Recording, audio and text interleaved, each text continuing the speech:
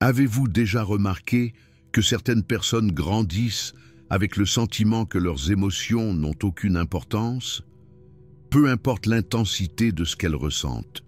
Cela semble toujours faux, exagéré, invalide. Carl Jung, ce grand explorateur de l'âme, a découvert quelque chose de troublant. Il existe un mot qu'une mère narcissique ne prononcera jamais à son enfant. Et l'absence de ce mot creuse une blessure psychologique si profonde qu'elle marquera toute la vie émotionnelle de l'enfant. Ce n'est pas « je t'aime », ce n'est pas « pardon », c'est quelque chose de beaucoup plus fondamental. Et si vous avez grandi sans entendre ce mot, vous allez reconnaître la blessure que vous portez, instantanément. Alors, parlons de validation émotionnelle. Parlons du miroir affectif, celui qui façonne notre soi. Et parlons de la façon dont l'absence d'une phrase simple peut détruire l'âme d'un enfant. Ce mot que les mères narcissiques ne prononcent jamais, c'est « je comprends, je te comprends, je comprends ce que tu ressens. C'est normal que tu te sentes comme ça. Tes sentiments sont valides. » Ces phrases simples, cette validation émotionnelle basique, c'est ce qui construit les fondations d'un soi sain. Et quand elle est absente, quand une mère ne valide jamais, ne reconnaît jamais, ne reflète jamais les émotions de son enfant, quelque chose meurt à l'intérieur de cet enfant. Le vrai soi commence à se fragmenter et à la place naît une blessure narcissique qui ne guérit jamais complètement. Carl Jung comprenait cela profondément. Il appelait ça un défaut de miroir maternel. L'enfant a besoin de voir ses sentiments reflétés dans les yeux de sa mère. Il a besoin d'entendre que ce qu'il ressent est réel, est valide, est compréhensible. Sans ce miroir, l'enfant commence à douter de sa propre réalité émotionnelle. Il commence à se demander « est-ce que j'exagère ? Est-ce que je suis trop sensible? Est-ce que mes sentiments sont faux ?» Et quand un enfant apprend que ses sentiments sont toujours faux, il développe l'une des deux adaptations suivantes. Soit il devient émotionnellement mort, dissocié de tout ce qu'il ressent, construisant un faux soi qui ne ressent rien. Soit il devient narcissique, gonflant artificiellement son sentiment d'importance pour compenser le vide interne de n'avoir jamais été validé. Laissez-moi vous parler de Sophie. Sophie avait 6 ans quand elle a réalisé que quelque chose n'allait pas chez elle. Pas qu'elle puisse nommer ce que c'était, elle savait juste que chaque fois qu'elle racontait quelque chose à sa mère, chaque fois qu'elle exprimait un sentiment, la réaction était la même, l'invalidation. Sophie rentre de l'école primaire en pleurant, parce qu'une camarade lui a dit quelque chose de méchant. Sa mère ne lève même pas les yeux de son téléphone portable. « Tu exagères !» Elle ne voulait rien dire de mal. « Tu es trop sensible !» Sophie est excitée, parce qu'elle a gagné un prix à l'école primaire. Elle court le raconter à sa mère. Sa mère lui adresse un sourire fatigué. « C'est bien, maintenant, va faire tes devoirs. Ce n'est pas si spécial que ça. » Sophie a peur pendant un orage. Elle va dans la chambre de sa mère. Sa mère soupire, irritée. « Tu es trop grande pour avoir peur du tonnerre. Arrête d'être dramatique. Retourne dans ta chambre. » Chaque interaction, chaque moment, le message est clair. Tes sentiments n'ont aucune importance. Ce que tu ressens n'est pas réel. Tu n'as pas le droit de ressentir ça. Tu as tort. Et Sophie, comme tous les enfants, internalise ce message. Parce que les enfants ne peuvent pas conclure que leurs parents ont tort, ce serait émotionnellement trop dévastateur. Alors, ils concluent qu'ils m'aiment, ont tort, qu'il y a quelque chose de fondamentalement défectueux en eux, que leurs sentiments sont le problème. À 8 ans, Sophie a arrêté de raconter des choses à sa mère. Elle a arrêté d'exprimer des émotions. Elle a construit un masque d'indifférence. Elle a appris à ne pas ressentir, ou du moins, à faire semblant de ne pas ressentir, parce que ressentir était dangereux. Ressentir signifiait avoir tort, signifiait être rejeté, invalidé, humilié. Carl Jung appellerait ça la création du faux soi. L'enfant enterre le vrai soi avec toutes ses émotions authentiques, parce que le vrai soi n'est pas en sécurité, et il construit une persona défensive, un masque qui montre au monde seulement ce qui est acceptable, approuvé, validé. Mais voici le problème. Vous pouvez enterrer le vrai soi, mais vous ne pouvez pas le tuer complètement. Il est toujours là, en dessous, demandant à être vu, à être entendu, à être validé. Et cette tension entre le soi enterré et le faux soi performatif crée une douleur psychologique constante, une sensation de vide, de ne jamais être réel, de ne jamais être suffisant.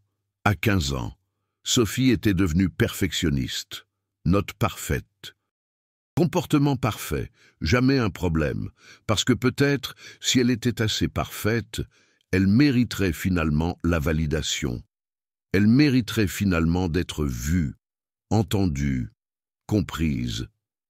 Mais peu importe à quel point elle était parfaite, sa mère ne disait jamais « je te comprends », ne disait jamais « c'est normal que tu te sentes comme ça », ne validait jamais, parce que les mères narcissiques ne peuvent pas valider, exigeraient de l'empathie, exigeraient de se mettre à la place émotionnelle de l'autre, exigeraient de reconnaître que l'enfant est un être séparé, avec des sentiments légitimes, et les mères narcissiques ne peuvent pas faire ça, parce que dans leur esprit, l'enfant n'est pas une personne séparée, c'est une extension, un objet, quelque chose qui existe, pour bien refléter sur elles, pour les faire se sentir bien à propos d'elles-mêmes.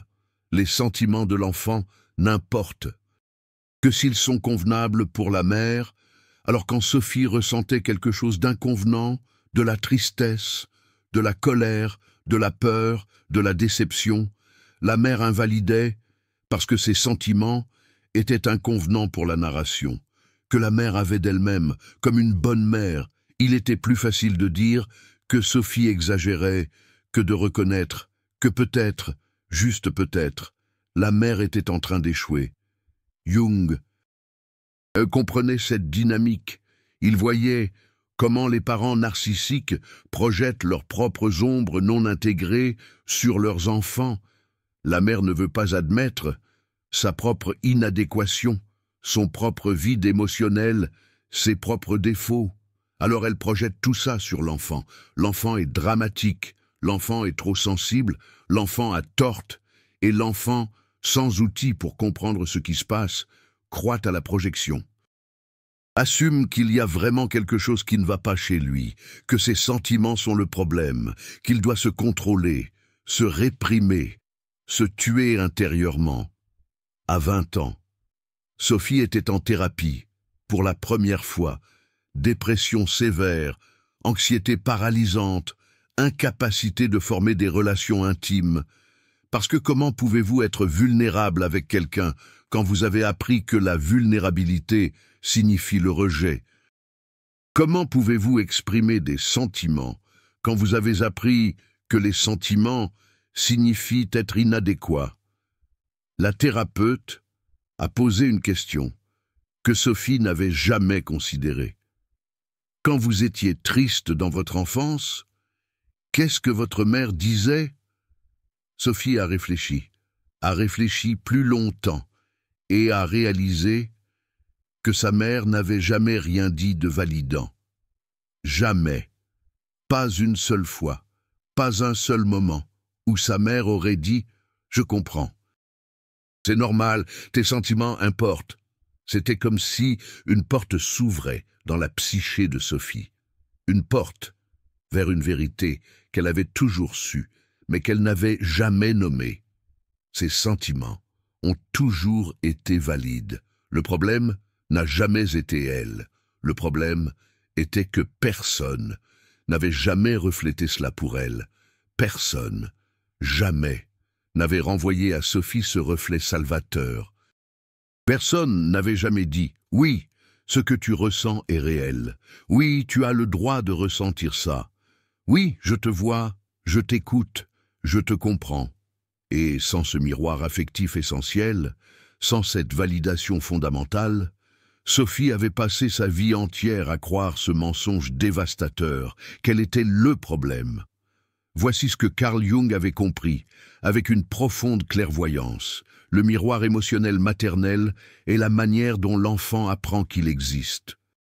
Quand la mère regarde son bébé et lui renvoie ce qu'il ressent, le bébé apprend « J'existe, mes sentiments sont réels, je suis réel ».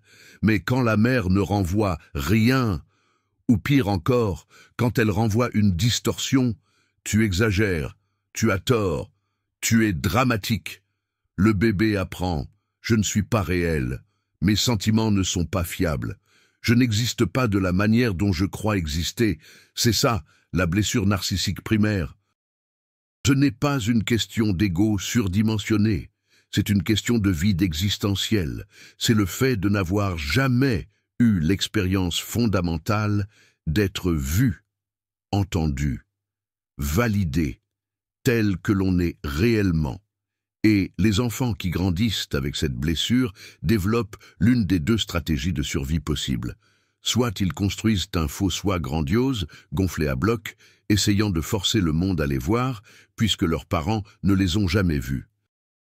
Soit ils construisent un faux soi minuscule, invisible, essayant de ne rien sentir, parce que ressentir a toujours été dangereux. Sophie était du deuxième type. Elle était devenue tellement douée pour ne rien sentir qu'elle ne savait même plus qui elle était réellement. Quelles émotions étaient authentiquement les siennes et quelles étaient simplement des performances, ce qu'elle pensait devoir ressentir. La thérapeute a commencé à faire quelque chose que Sophie n'avait jamais expérimenté, une validation émotionnelle constante. À chaque fois que Sophie exprimait un sentiment, la thérapeute lui renvoyait « Ça a parfaitement du sens. Bien sûr que tu te sentirais comme ça. Tes sentiments sont complètement valides. » Au début, Sophie n'y croyait pas. Ça lui semblait faux. Ça lui semblait être simplement de la politesse de la part de la thérapeute. Parce que comment ces sentiments pouvaient-ils être réellement valides quand elle avait appris toute sa vie qu'ils ne l'étaient pas? Mais la thérapeute était constante, semaine après semaine, validation, miroir affectif, réflexion. Et petit à petit, très petit à petit, quelque chose a commencé à changer en Sophie. Une petite voix intérieure a commencé à murmurer « Et si mes sentiments étaient réellement valides? Et si le problème n'avait jamais été moi ?» Carl Jung parlait du processus d'individuation, de devenir qui vous êtes réellement, d'intégrer les parties fragmentées du soi. Et pour Sophie, l'individuation signifiait ressusciter le soi véritable qu'elle avait enterré à l'âge de 8 ans. Cela signifiait permettre aux sentiments de revenir. Cela signifiait apprendre à faire confiance à sa propre réalité émotionnelle. Ce n'était pas facile, parce que quand vous passez 20 ans à apprendre que vos sentiments sont faux, désapprendre cela est terrifiant. À chaque fois que Sophie ressentait quelque chose d'intense, la voix de sa mère résonnait « Tu exagères, tu es dramatique, arrête d'être aussi sensible ». Mais maintenant, Sophie avait une voix différente aussi. La voix de la thérapeute, internalisée, « Tes sentiments sont valides, ça a du sens que tu te sentes comme ça, je te comprends ». Et petit à petit, cette voix a commencé à devenir la propre voix de Sophie. Elle a commencé à pouvoir se dire à elle-même « Je me comprends, mes sentiments ont du sens pour moi, je n'ai pas besoin de validation externe pour savoir que ce que je ressens est réel. » C'est ça, la guérison. Ce n'est pas effacer la blessure. La blessure sera toujours là, mais c'est apprendre à être pour soi-même ce que la mère n'a jamais été. C'est apprendre l'auto-validation, l'auto-miroir, l'auto-compassion. Mais attends, parce que l'histoire devient encore plus compliquée. Sophie a décidé de confronter sa mère, pas avec colère, pas avec accusation, juste avec la vérité. « Maman, J'ai grandi en ayant le sentiment que mes sentiments n'avaient jamais d'importance, que j'avais toujours tort de ressentir ce que je ressentais. Et ça m'a blessé profondément. La réaction de sa mère a été prévisible. Elle a invalidé même ce sentiment. Tu exagères, je t'ai toujours soutenu. Tu inventes des choses, tu es ingrate. Et là, à ce moment précis, Sophie a vu clairement, ce n'était pas à propos d'elle. Ça ne l'avait jamais été. Sa mère était prisonnière de sa propre incapacité à ressentir de l'empathie, à valider, à voir au-delà d'elle-même. Sa mère avait sa propre ombre non intégrée, ses propres complexes non résolus, et ce n'était pas le travail de Sophie de réparer ça. Carl Jung dirait. Vous ne pouvez pas vous individuer à travers vos parents, vous devez vous individuer malgré eux. Vous devez trouver la validation intérieurement, développer votre propre sens du soi, intégrer vos propres ombres. Parce qu'attendre que des parents narcissiques changent, c'est attendre quelque chose qui n'arrivera probablement jamais. Sophie est sortie de cette conversation avec sa mère en ressentant quelque chose de nouveau, la paix.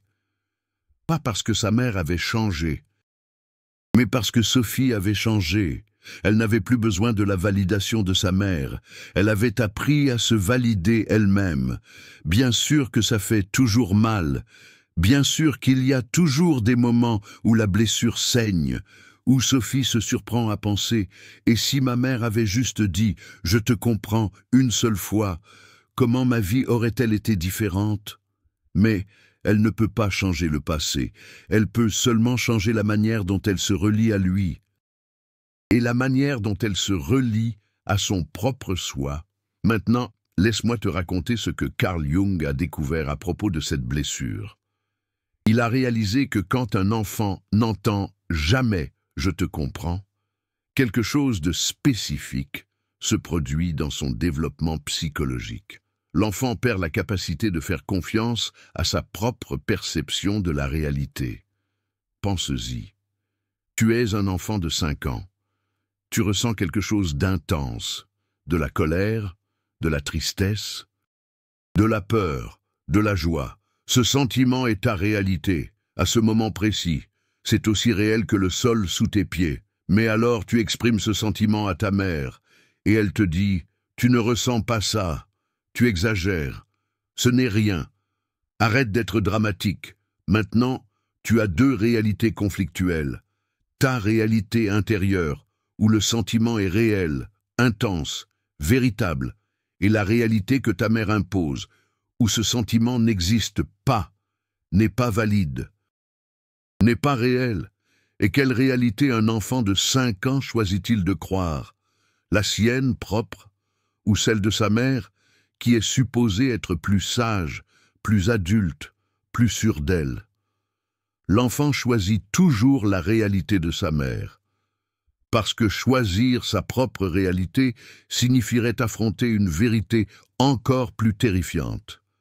Que sa mère a tort.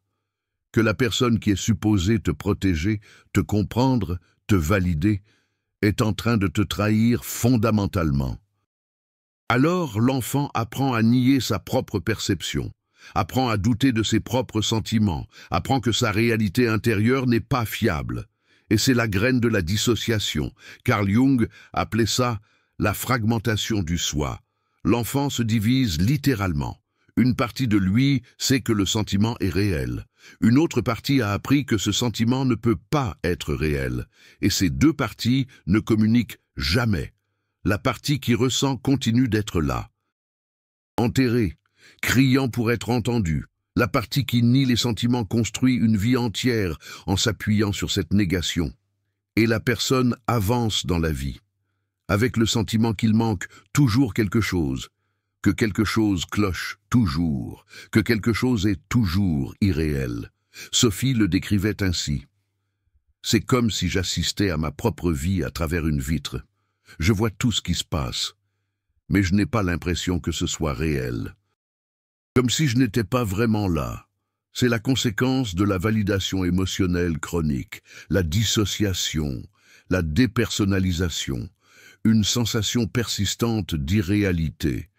Et voici la partie que la plupart des gens ne comprennent pas. Cela n'arrive pas parce que la mère était ouvertement cruelle. Sophie n'a pas été battue. Elle n'a pas été enfermée dans des caves. Elle n'a pas souffert de la faim. Sa mère ne criait pas et ne l'insultait pas de l'extérieur. Tout semblait normal. Une famille ordinaire, une mère occupée mais présente, une enfant bien élevée. Mais la violence psychologique n'a pas besoin d'être dramatique pour être dévastatrice. Parfois, les blessures les plus profondes viennent des plus petites trahisons quotidiennes, un regard de dédain, un soupir d'impatience, un silence là où il devrait y avoir de la reconnaissance. Carl Jung comprenait cela. Il savait que le trauma ne concerne pas l'intensité de l'événement. Il s'agit de l'impact sur le développement psychologique de l'enfant. Et pour un enfant, ne pas être vu, ne pas être entendu, ne pas être validé, c'est une forme de mort psychologique. À 25 ans, Sophie a commencé à comprendre une autre couche de cette blessure. Elle a réalisé qu'elle était devenue exactement comme sa mère sur un aspect crucial. Elle invalidait ses propres sentiments. À chaque fois qu'elle ressentait quelque chose d'intense, sa première réaction était « Tu exagères. Ce n'est pas si grave que ça. D'autres personnes ont des problèmes pires. Arrête d'être dramatique. » La voix de sa mère était devenue sa propre voix interne. Elle avait complètement intériorisé l'invalidation. Elle n'avait plus besoin de sa mère pour nier ses sentiments. Elle le faisait seule, automatiquement, constamment. Jung appellerait cela un complexe maternel. Le complexe n'est pas la mère. C'est l'image internalisée de la mère. C'est la voix de la mère qui continue de vivre dans votre psyché bien après que vous ayez quitté la maison. C'est la manière dont vous avez appris à vous traiter en fonction de la façon dont vous avez été traité. Et la seule façon de dissoudre un complexe est de l'amener à la conscience, reconnaître que cette voix n'est pas vous. C'est un écho d'une autre personne, un vieil enregistrement qui tourne en boucle. Sophie a commencé à pratiquer quelque chose que sa thérapeute a appelé l'externalisation du complexe. À chaque fois qu'elle entendait cette voix critique invalider ses sentiments, elle faisait une pause et se demandait « Est-ce vraiment ce que je crois ou est-ce la voix de ma mère ?» Au début, c'était difficile à distinguer. La voix de sa mère avait fusionné si complètement avec sa propre identité qu'il semblait impossible de les séparer. Mais peu à peu, avec de la pratique, elle a commencé à remarquer la différence. Quand c'était sa propre voix, il y avait de la compassion, de la curiosité, une volonté génuine de comprendre. Quand c'était la voix de sa mère, il y avait du jugement, de l'impatience, une nécessité de réprimer, de nier, de cacher. Et à chaque fois qu'elle identifiait la voix de sa mère, Sophie choisissait consciemment de répondre différemment. La voix disait « Tu exagères ». Sophie répondait « Non, je ressens quelque chose de vrai et de valide. Mes sentiments ont du sens pour moi. » C'est le travail de l'individuation jungienne. Il ne s'agit pas de se débarrasser du complexe. Il s'agit de devenir conscient de celui-ci. Il s'agit de choisir, moment après moment, si vous allez croire la voix internalisée ou si vous allez faire confiance à votre propre expérience. Mais attendez, parce qu'il y a un revirement ici, que Jung a découvert, et qui change tout dans la façon dont nous comprenons cette blessure. Jung a réalisé que la mère qui invalide n'est pas une méchante consciente. Elle-même est victime du même schéma. Elle-même n'a jamais entendu « je te comprends » quand elle était enfant. Elle-même a grandi en apprenant que les sentiments sont inconvenants, dramatiques, faux. Et maintenant, sans avoir fait le travail d'intégrer sa propre ombre, elle projette tout cela sur sa fille, la mère de Sophie.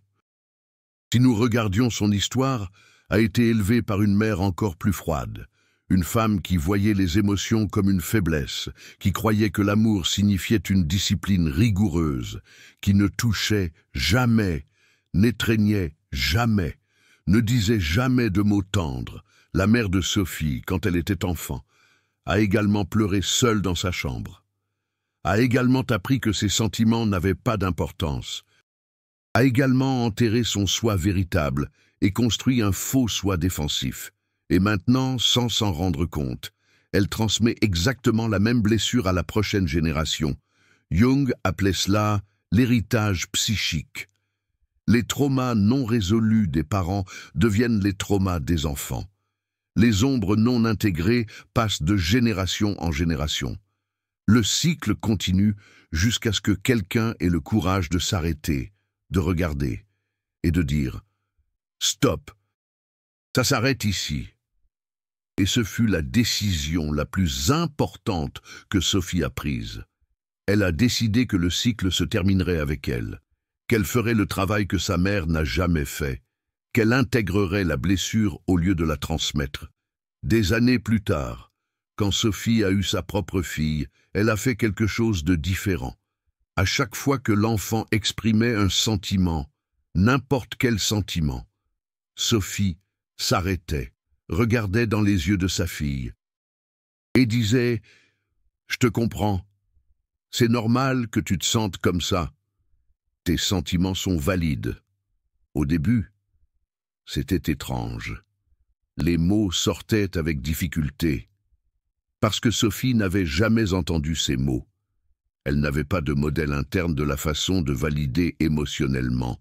Elle devait apprendre à partir de zéro. Elle devait devenir pour sa fille ce que personne n'avait été pour elle. Mais elle l'a fait, semaine après semaine, mois après mois. Année après année, validation constante, miroir affectif, présence véritable. Et à 6 ans, la fille de Sophie était différente. Elle faisait confiance à ses sentiments, n'avait pas peur de les exprimer, ne se dissociait pas quand quelque chose d'intense arrivait. Elle avait ce que Sophie n'a jamais eu, un soi intégré, une confiance fondamentale dans sa propre réalité émotionnelle. Jung dirait que Sophie a réussi quelque chose de rare.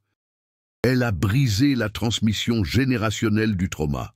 Elle a pris la blessure qu'elle a reçue et, au lieu de la transmettre, elle l'a transformée, l'a intégrée, l'a guérie, non seulement en elle-même, mais dans la lignée familiale entière. Cela ne signifie pas que Sophie est devenue une mère parfaite. Elle avait encore des moments où la voix de sa propre mère s'échappait, où elle devenait impatiente, où elle invalidait sans le vouloir. Mais la différence était que maintenant, elle reconnaissait quand cela arrivait, et corrigeait, et s'excusait, et montrait à sa fille que les adultes aussi font des erreurs et peuvent les admettre. Vous venez de voir quelque chose que peu de chaînes ont le courage de révéler. La vérité sur la façon dont les mères narcissiques, sans dire un mot spécifique, comprennent, détruisent le développement émotionnel des enfants.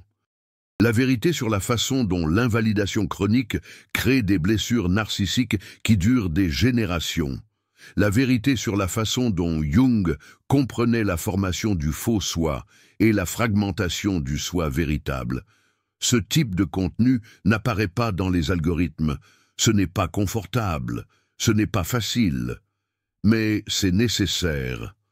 Parce que, tant que nous garderons le silence sur ces dynamiques, davantage d'enfants grandiront en pensant qu'il y a quelque chose qui cloche chez eux, alors que le problème a toujours été le manque de validation émotionnelle. Le « super thanks » juste en dessous. Ce n'est pas seulement un soutien financier. C'est vous qui dites que cette vérité doit être connue, que vous reconnaissez la valeur de mettre en lumière les ombres familiales que nous portons tous. Lorsque vous cliquez sur ce cœur doré, vous aidez à briser les cycles générationnels de trauma. Vous faites partie de ceux qui choisissent la conscience plutôt que la répétition. Vous n'êtes pas seulement un spectateur, vous êtes un survivant conscient qui fait le travail d'individuation. Et ensemble, nous disons, le cycle se termine ici, maintenant. Parlons de comment reconnaître si vous portez cette blessure, et plus important encore, comment commencer la guérison. Signes que vous n'avez jamais entendus, je te comprends, durant votre enfance. 1. Vous vous demandez constamment si vos sentiments sont valides, même quand quelque chose vous blesse, évidemment. Votre première réaction est « Est-ce que je suis en train d'exagérer ? Peut-être que ce n'est pas si grave que ça. D'autres personnes vivent des choses pires. » 2. Vous avez une difficulté extrême à identifier ce que vous ressentez. Quelqu'un demande « Comment vas-tu, Chloé ?» Et vous ne savez genuinement pas. Ça ressemble à une question impossible, parce que vous avez passé tellement de temps à nier vos sentiments que vous avez perdu l'accès à eux. 3. Vous vous sentez irréel, comme si vous regardiez votre vie à travers un écran, comme si vous étiez un personnage au lieu d'une personne, comme si rien n'était complètement solide ou vrai. 4. Vous avez une voix interne extrêmement critique qui invalide tout ce que vous ressentez. Cette voix sonne familièrement. Elle vous ressemble. Mais si vous faites attention, vous noterez qu'elle utilise les mêmes phrases que votre mère ou que votre père utilisait. 5. Vous attirez des relations où vous n'êtes ni vu ni entendu, où vos sentiments sont constamment minimisés, parce que, même si c'est douloureux, c'est familier, c'est ce que vous connaissez. C'est comme ça que l'amour sonne pour vous. 6. Vous avez une peur profonde d'être vulnérable, de montrer ce que vous ressentez réellement, parce que la vulnérabilité émotionnelle a toujours été suivie de rejet, d'invalidation, d'humiliation. Alors, vous avez appris à ne jamais être vulnérable. 7. Vous êtes devenu le thérapeute émotionnel de tout le monde. Vous validez, vous écoutez, vous comprenez tous ceux qui vous entourent. Mais personne ne fait ça pour vous, parce que vous n'avez jamais appris qu'il est OK d'avoir besoin de validation. Vous avez seulement appris à donner, jamais à recevoir. Si vous vous reconnaissez dans 3 ou plus de ces signes, vous portez probablement la blessure de l'invalidation émotionnelle. Et voici ce que Carl Jung dirait sur le chemin de la guérison. La guérison ne vient pas de finalement recevoir de la validation de votre mère ou de votre père. Parce que même s'il changeait, même s'il commençait à dire « je te comprends maintenant », cela ne réparerait pas l'enfant intérieur qui n'a jamais entendu ça. Cet enfant a déjà grandi, cette blessure s'est déjà formée. La guérison vient d'apprendre à être pour soi-même ce que votre mère ou votre père n'a jamais été, de développer ce que Jung appelait la fonction maternelle interne ou paternelle interne, de devenir votre propre miroir émotionnel, selon Jung. Et cela se fait ainsi. Chaque fois que vous ressentez quelque chose, n'importe quoi, vous faites une pause, vous placez votre main sur votre cœur et vous dites à voix haute « Je te comprends. Il est normal que tu te sentes ainsi. Tes sentiments sont complètement valides. Au début, cela paraîtra absurde, faux, étrange, parce que vous n'avez jamais entendu ces mots adressés à vous. Mais continuez à le faire, jour après jour, semaine après semaine. Éventuellement, quelque chose change. La voix internalisée de votre mère ou de votre père commence à s'affaiblir et une voix nouvelle, votre propre voix, compatissante et validante, commence à émerger. Autre pratique, écrire des lettres à votre enfant intérieur, des lettres où vous dites tout ce qu'il n'a jamais entendu. Je te vois, je te comprends. Ce que tu ressens est réel. Ce n'était pas de ta faute. Tu as toujours été suffisant. Tu as toujours mérité d'être vu, entendu, validé. Ces pratiques ne sont pas du New Age superficiel. Ce sont des applications directes de la psychologie jungienne, d'intégration de l'ombre et de guérison du soi fragmenté. Carl Jung pratiquait exactement cela. Il s'asseyait et dialoguait avec ses propres parties internes. Il validait, il intégrait, il guérissait. Et il y a une dernière chose que Jung dirait, peut-être la plus importante. Vous n'êtes pas seul dans cette blessure. Des millions de personnes ont grandi sans entendre « je te comprends ». Des millions portent cette blessure narcissique primaire. Des millions sentent qu'il y a quelque chose de fondamentalement mauvais chez elles, alors que le problème a toujours été le manque de miroir affectif. Vous n'êtes pas brisé, vous n'êtes pas dramatique, vous n'êtes pas en train d'exagérer. Vos sentiments ont toujours été valides. Le problème n'a jamais été vous. Le problème a été que personne n'a reflété cela pour vous quand vous en aviez le plus besoin. Mais maintenant, vous savez, maintenant, vous voyez la blessure. Maintenant, vous comprenez le schéma. Et avec la conscience vient le choix. Vous pouvez choisir, à partir d'aujourd'hui, de valider vos propres sentiments. Vous pouvez choisir de faire confiance à votre réalité émotionnelle. Vous pouvez choisir de devenir pour vous-même ce que votre mère ou votre père n'a jamais été. Le cycle d'invalidation émotionnelle qui s'est transmis de génération en génération dans votre famille peut se terminer avec vous. La blessure narcissique que vous portez n'a pas besoin d'être transmise. Vous pouvez être celui qui dit « ça suffit, ça se termine ici ». Je vais faire le travail que personne n'a fait, je vais intégrer l'ombre, je vais guérir le soi. C'est l'individuation jungienne, ce n'est pas de la magie, ce n'est pas rapide, ce n'est pas facile, mais c'est possible. Et ça en vaut la peine. Parce qu'au final, vous ne faites pas que vous guérir vous-même, vous guérissez toute la lignée, passé et futur. Alors, voici ma question pour vous. Quelle a été la phrase que vous n'avez jamais entendue? Quelle validation émotionnelle spécifique manquait dans votre enfance? Commentez juste ici, en dessous. Pas pour moi, pour vous, parce que nommer la blessure est le premier pas vers l'intégration. Et quand vous écrivez dans les commentaires, vous validez votre propre expérience d'une manière que vous n'avez peut-être jamais faite auparavant. Écrivez-le, je te comprends, et je promets, tes sentiments sont complètement valides.